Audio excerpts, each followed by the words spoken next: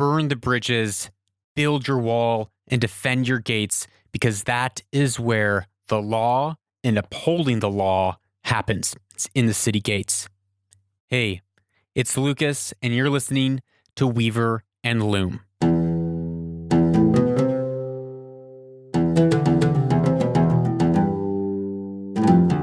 For the past few episodes, we have been talking about the city gates. We have been talking about the gates of our lives, the things that we let in and that we allow, and the things that we say, that's not okay with me. That's not okay in this community. That's not okay in this culture. We reject that.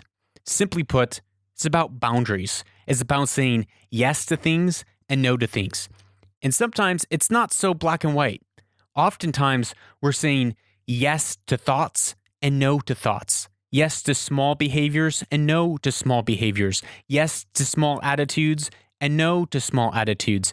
But we have to decide and intentionally establish those cultures within us as individuals, which then fractals out to our family, which then fractals out to the marketplace or our business, which then fractals out to a country, and then even further to the globe.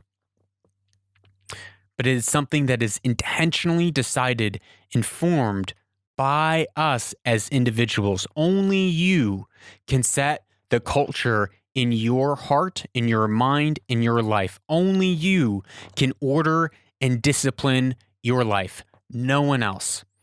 But that is what enables us to weave our future. That is what enables us to weave our destiny. That is what enables us to fulfill the craft and the work that we so desperately want to do within our lifetime. It is the framework that we're able to weave on. So we've already talked about a few different spheres, a few different activities that happens within the city gates that we need to be sure to establish and withhold. And one of the biggest ones, and one of the hardest ones, often at times, is one of setting legislation and upholding the judgment of that legislation. So in ancient times in the city gates, the elders and the leaders of the community would gather. And when someone had a lawsuit against another person, they would come to the city gates.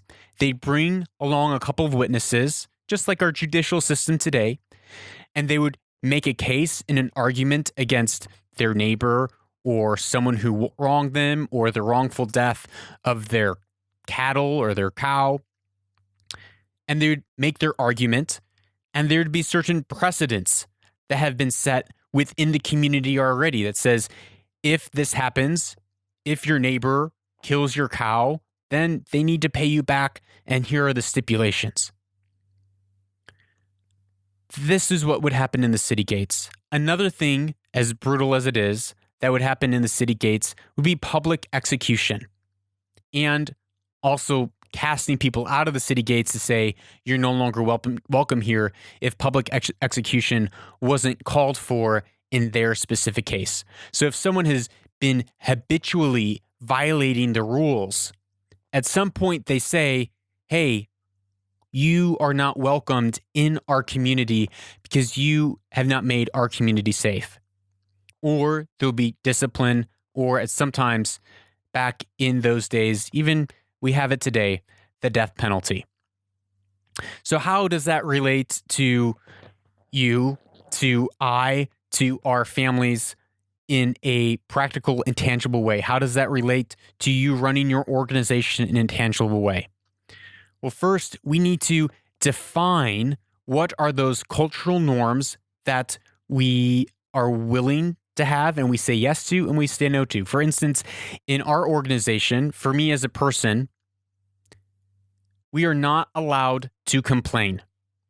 If we are complaining or if we are arguing about something that we're told to do, something that we know we should do, something that we have or don't have, if we're grumbling, just have a stinky attitude, that is worthy of some sort of discipline. It's because you're saying, hey, you're destroying the culture of this company. In our company, I'm sorry, we don't allow complaining. That's just a cultural no-no. Oh, and there's consequences for that. Ultimately, the consequence would be like, hey, I don't think you're a good fit for this brand. We're a complaining-free zone. Now, there's a difference between complaining and having an honest conversation and being able to bring your lawsuit or bring your complaint, if you will, to the table so that you can be heard. So it's not saying that you can't ever complain, but it is saying that grumbling is not something that's accepted in our community that we have set within our cultural constitution. You have to decide what are those things for you. But it's in this area, this sphere of which would be government in a community, it is what brings such a sense of safety. Because if I know that when someone hits me or wrongs me, that I will be protected and there are consequences for their actions, then I will feel safe. And likewise, other people will feel safe. And we can have mutual agreement knowing that if something were to happen, I will be taken care of by the community.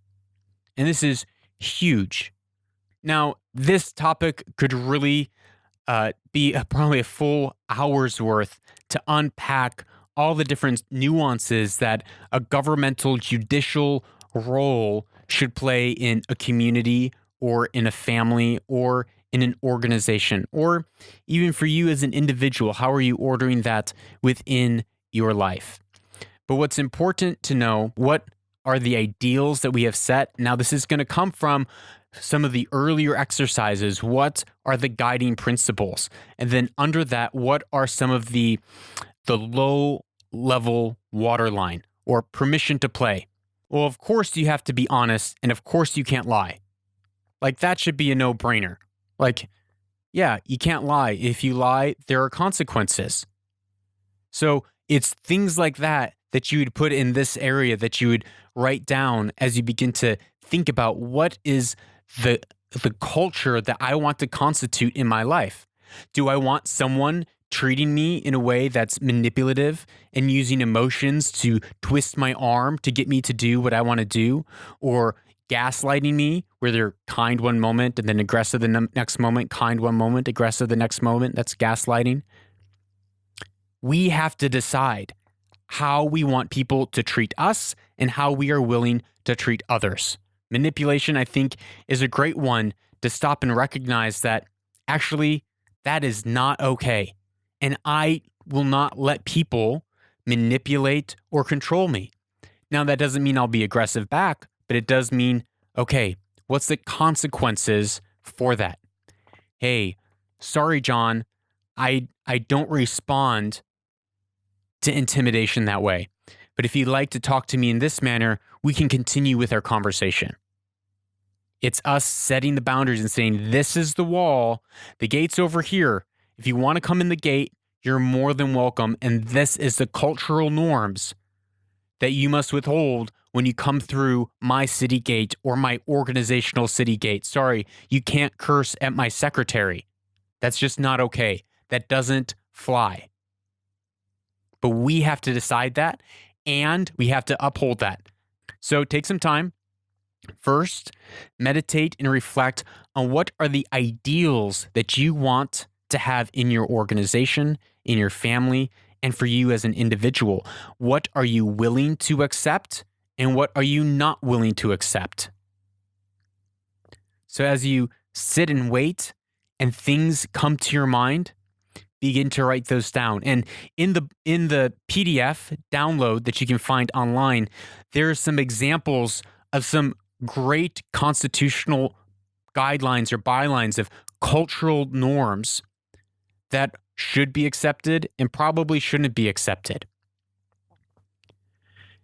After you've done this, reflect on, where have I violated my own cultural norms? And where have I allowed other people to violate this very list of norms that I say, you know what, I don't want to be treated like this, and I don't want to treat other people like this. The other point in this is, where are you doing really well? What are some of the strong cultural components or laws or rules that your company excels in, that your family excels in? What can you say, like, man, we crush this one. This is awesome.